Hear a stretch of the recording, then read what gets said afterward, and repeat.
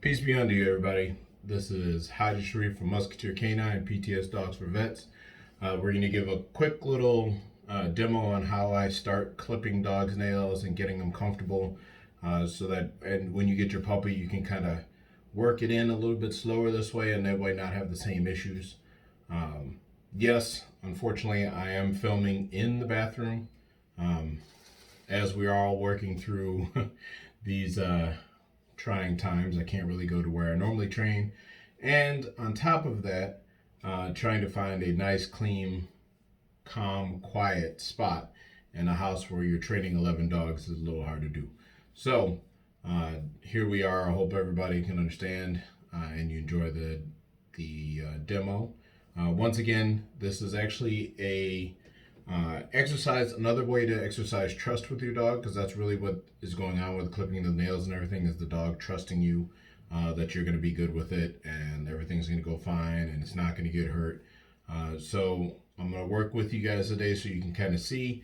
I'm going to do 3 of the puppies, and then I'm going to let you show how you upkeep, because I had already done one of the puppies earlier, Wookie, last week.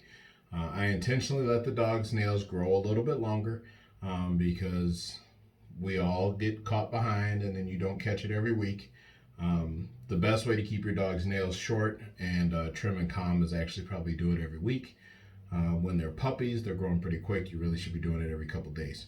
But I'm going to show you with their big long nails and how to kind of clip and then get around the edge. So you guys know, we're going to be using 2 things. First, I'm going to clip the nails. This one actually has the guard on it. I have another one that doesn't have the guard on that I normally use, but I recommend this one for everybody so they can see it's the one with the guard. And then I'm also using a Dremel. When our dogs get older, I no longer use the actual clipper. I only use the Dremel. But in the beginning, when they're puppies, I use the Dremel just to smooth out the edges so you don't get those like rough little clip pieces that kind of snag onto things. So I'm going to go get one of the puppies, and then we'll kind of roll through the 3, and then I'll show you how to kind of keep up with the 4th one. And I hope this works out nice and well for everybody. All right, so as you can see, this is Rama right here. And as you can see, his nails are huge, especially for a puppy. One of the things you guys can look on if you're trying to just avoid hitting any issues and any wicks, when they're puppies, is honestly just get that little piece that hooks at the end. And if you keep an eye on that little piece, you'll actually get most of it without ever hitting anything. So this has got the guard, so you can't go too far. So I'm clipping away. If you notice, there you go. I was like, he's not really paying attention. So the first clip, which is nowhere near the end, he doesn't even notice that I'm doing anything. And then the second clip, which is near the wick, he's going to let out a little bit more of a yelp and a little bit of a more of a uh-oh, something's happening moment. That one's still a little long. Let me get that. Rama is technically one of those easy dogs because he's got the pink nails. So I have multiple dogs that all have dark nails. And when they have the dark nail, it's a lot harder. So this is why I tell you guys to hold, kind of snuggle with them like this one. See how it's a darker nail? See? Turn it this way. That one's a darker nail and these are pink. So the darker nails are a little bit harder. You can't necessarily see the wick. And that's why it's really good to keep an eye on where the hook is. Where that hook grows out is what you clip, and you'll never hit the wick. One of the things that I do, and partially it's because I take a little bit longer in between clippings because I have more dogs to do it, is I push in from the back. And it kind of pushes the nail out a little bit more. That gives you a little bit better base on it. But the problem is, if you have not clipped your nails and haven't built up any trust, then it makes them snatch back a little bit harder because it's a weird position to hold the nail that way. So once again, there you go. So that's all of his top paws. And then we'll move on to the bottom ones. Part of the reason I do it this way anyway, as you've seen, I've held them like this multiple times. The other reason why I'm in the bathroom today, besides the noise factor, is these guys get, thanks to being puppies and being messy and messy and messy and messy, they do a lot of, end up with a lot of baths. So many baths, to be honest, that they, when they hear that I'm getting in the shower, they kind of get excited, like they should be getting in the shower. And it's not because they necessarily like baths. I know. It's not because they like baths at all, to be honest. It's because when they're getting a bath, they can drink all the water they want. And they don't have to worry about it. So these guys have a tendency, and if you look, I've not had a wick on any of these grumpy, growly growlies that he's done.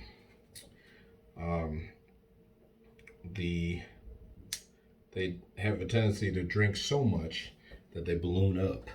And then you end up with a big belly, balloon belly butt doggy. All right, so coming back up to the top, to the front, so he's comfortable. He wants to get back in that snuggle spot. All right, so this is the Dremel. All right, this one can go really fast. I actually put it on the middle, on a lower setting for the puppies than I do for the adult dogs. The adult dogs get the full blast. Puppies get the lower setting. One of the things you do want to realize with this, all you're doing right now is smoothing out the edges. The other thing that I like to use this for right now is you get them used to the sound and get them used to the idea that it doesn't hurt them. And that's, that's part of the game with a lot of the stuff when you're doing things with puppies, especially when you're trying to get them used to stuff, is just getting them used to the sound. All right? Comfortable enough, hold on. All right, you're trying to get them used to the sound in case you couldn't hear me when it was swinging, when it was spinning. But you're really just doing your best to smooth out the edges so you don't get snagged as much. As they get older, all you'll do is grind. And then the grinder will run a lot longer. So like right now, that's a long run because I didn't clip that nail as well as I should have. All right, but as you can see, no problems, no whining, didn't even howl on these. So once again, you still want to do the whole, if you can, do the press out button. Yes, you're a good girl. Good boy, buddy. But you press out the nail. This one's also a little late, a little longer. You need to just smooth it out a little bit. And then, as you clip the nails, if the nails are getting long, you just need to do a little bit every couple days, and the wick will travel backwards, and then you can slowly get the nails smaller. All right, so that's Rama's done with his nails. And as you can see, no big issues, but no big hooks. All right, and this is me pushing on him, so the nails are still a little long. We'll end up doing it a little bit more often, more regularly with him. And as you can see, when you balance him out, he just spreads his nails out like he's trying to grab something. So next, I'll bring up Ninja. It's probably going to take a little while for me to get Ninja done because once I put Rama back, he's going to start howling because he's not with me anymore. He has no problem being left alone, but once somebody goes, he wants to go too because, that's the whole reason why he's named after the wolf. All right, so next will be Ninja. And now, as you can see, Ninja's nails actually, one, they're darker, but they've got a lot longer hooks on them. All right, so it's gonna take a little bit more clipping and a little bit more grinding to get her back down to the same size as everybody else. But as I said before, this is really more a trust exercise than anything else. So it is more important that you clip, and when you clip actually less than what you really want to. Mainly because, I mean, we've all had that panic of hitting a wick and feeling bad because our dog's kind of howling away. But especially when they're puppies, you want to stay away from any wick incidents, because that's why you end up with the panic dogs. You know, all it takes, especially when they're younger, is to have one moment where they're confused or that they feel like they got hurt, even when they get hit by the wick, for those of you who get nervous and don't want to do it because they're afraid of hurting their dog, let me get a better hold on her. She's a little bit too mobile. So even when they do the wick, when you do hit the wick, it really doesn't hurt them that much. But nobody likes hurting their dog at all. I'm one of those people too. If I can avoid any pain for my pup, I'm gonna do anything I can so they don't have any pain. So you try to keep it a little bit, like when you think, oh, maybe I can do like 1 or 2 more clips. When you get to that point, you should probably stop, especially when they're puppies. Because of the fact that at this point, you're really just teaching them that everything's okay. And you're really just building up confidence for things to be okay. All right, so one of the things that I'm also doing here is something I've done with all the pups. And when I'm holding them, I do the whole gentle talking and calm voice and not getting too riled up, so that they are comfortable. But as you can see, I've built up a good amount of trust with all of these guys. So even though this is, to be honest, only the second time I've clipped their nails, which is bad, I will admit, things have gotten a little busy. But I intentionally kind of let them grow so that you guys could see that even when it's really bad, hey, nobody, it didn't hurt. Even when it's really bad, you want to make sure that you're still willing to do it. So plenty of people are going to get their puppies from shelters or from a rescue, and they may not be the best groomed. And to be honest, if you get it from a reputable breeder that does hunting breeds, like these are hunting breeds, don't expect the nails to be ridiculously small, because they're kind of keeping them ready so they can be functional. All right.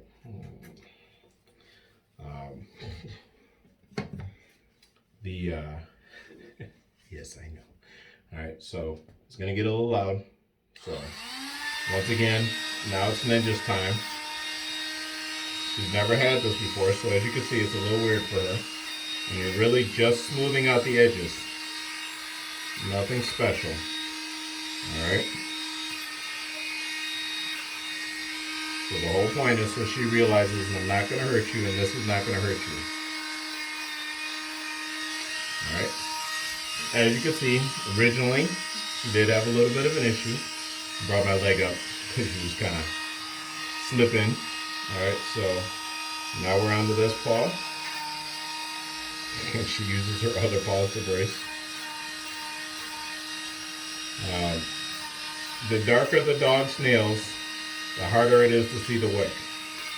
So hers are not ridiculously dark. I have 2 dogs that have essentially black nails. In those cases, you cannot see the wick whatsoever. I apologize if you can barely hear me, so I'm going to speak up. But if you're using the grinder on a regular basis and using and clipping their nails slightly on a regular basis, you'll never hit the wick because the nail will never really grow that far. So you won't have to worry about it.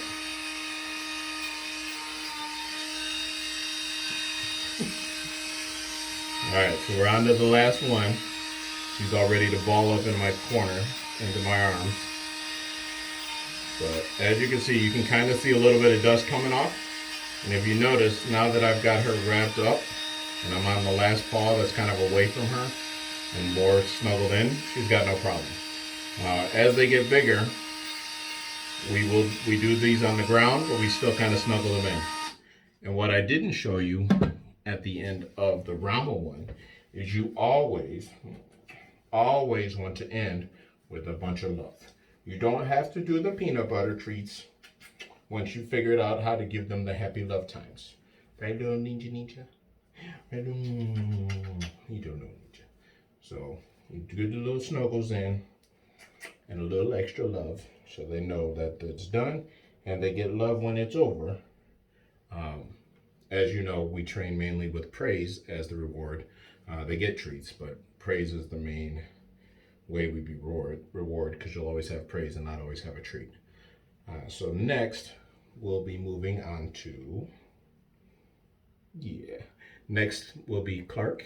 And then I'll show you how to kind of stay up with the last one because Wookie had his nails done recently so he could go visit some people's, his partner to be. Now this is Clark, and as you can see from them, just like Rama, he's got a little bit of mix of dark and light nails. So you got both issues to deal with.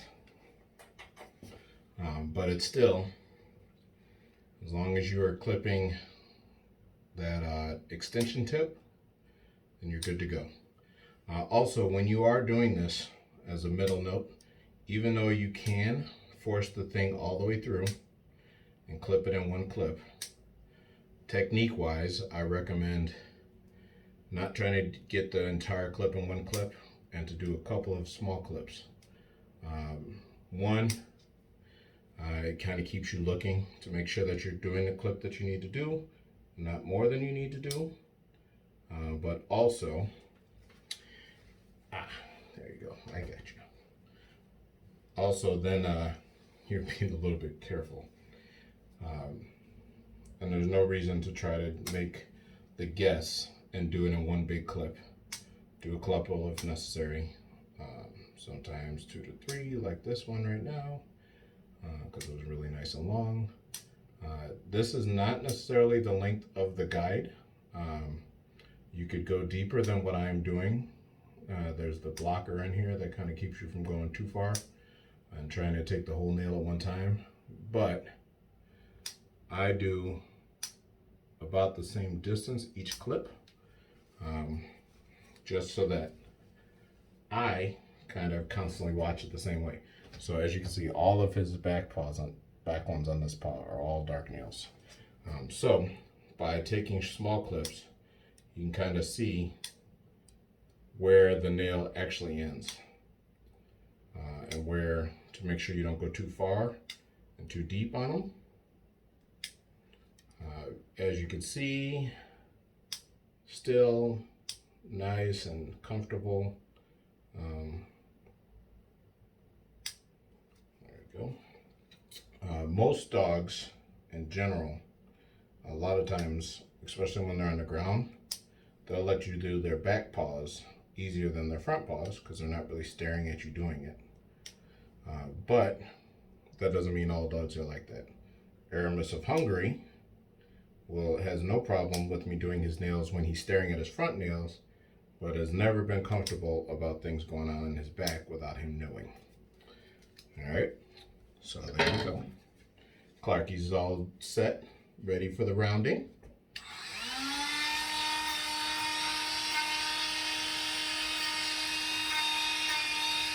Now you see how he went to smell it? As long as they don't smell the front end, you want to make sure they never get near the grinder. That way they don't get hurt because they're not thinking about it. Come here, buddy. There you go. One last paw, one last front paw. In general, I'll do a little bit more on their little thumbnail if they still have their hunter nail on there. And that's mainly because that's the one that when they're giving you a hug digs into your neck, gives you that nail vampire bite. I got you, buddy. Hold on. There you go. See? Still Still nice, and he was completely comfortable, and then he finally was like, that's enough. Alright, so pick him up. Now we're onto the back nails, and just like every other dog, he cares a whole lot less. And once again, when these guys are puppies, I'm essentially just using this to round off the clip. As they get older, we'll actually go further into the grind. And if there is a nail, to be honest, that I could see as I start to do it, that I didn't do it long enough, I might grind a little bit longer. But to be honest, most of this is literally just rounding it off so you don't get those little sharp nail hooks even though the nails are gone. And then also to get them completely used to this, knowing that there's no pain gonna happen. Alright, Clarks. They all like to do that weird toe spread thing when they're in the snows. Alright, so next I'm gonna bring up Wookie. Wookie recently had his done, so all we're gonna be doing is just the rounding to keep it that way. Alright, so if I catch them on a regular basis, I literally would, once they get past this point, I just use the grinder and just kind of give them a little nick every day or every other day. As you can see, it doesn't take that long when you have the grinder already set up. So the longest time is actually getting the clip parts done. So now, as you can see, Wookie's nails aren't that bad. A little bad, but they're not that bad. So there are two different kinds of grinders that I have. There's this big one. It's a Dremel 8220. I don't know if you can see that real quick. This one you can pull the whole battery out and you charge it. And then on the other hand, there's the Dremel Lite, which is plugged in through like a mini USB port. This one is one that I have to use, that I use a lot on the other dogs. That one I will use if their nails are really long. This one I use if I catch them on a regular basis. And if you want to hear the difference, so this one's not even turned all the way up. This is all the way up for that one. And then for this one, that's midway, and that's all the way up. So the sound is a lot less. So a couple of my dogs that are very panicky because of the big noise, they don't like the sound on the other one, so I switched over to this one. And as you can see, I'm literally just kind of giving a quick little tip off. Nothing bad. Doesn't have to be very harsh. Don't ask me why I started with the paw. I shouldn't have started with the bottom. It's just where my hand was at the time. So this will be a little weird towards the back end. I do like to normally do the front paws first, because then you get to the paws they're more comfortable with after they realize that you're actually grinding their nails. But as you can see, this one's a little bit more grinding than the ones that I clipped, because there's no clipping involved. So once again, here we go. Push it out a little bit more.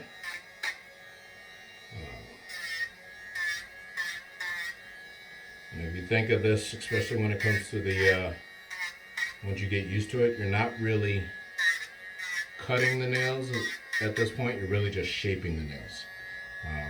And when you're shaping the nails, you don't have to take as much off. Once again, you heard that because I do a little bit more on that. I'm losing the grip on these guys because they're getting a little heavy now. I do a little bit more on what I call the thumbnail, the little hunter nail, because that is the one that when I'm holding them up and they're holding on, that's the one that digs in.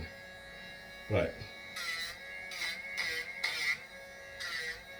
now they look long when I'm grinding them because I push them out. But I want you to see how small these nails really are without me pushing them out, so you can see where their levels are. So this is the nails with me pushing them out, and then this is just normal. See, they're actually pretty small. They're actually pretty small in, but when I'm grinding them, I kind of push them out so that I get the longer part of the nail, and then it kind of sinks back in. So, and this would be Wookie's, who is also the most calm dog we got anyway.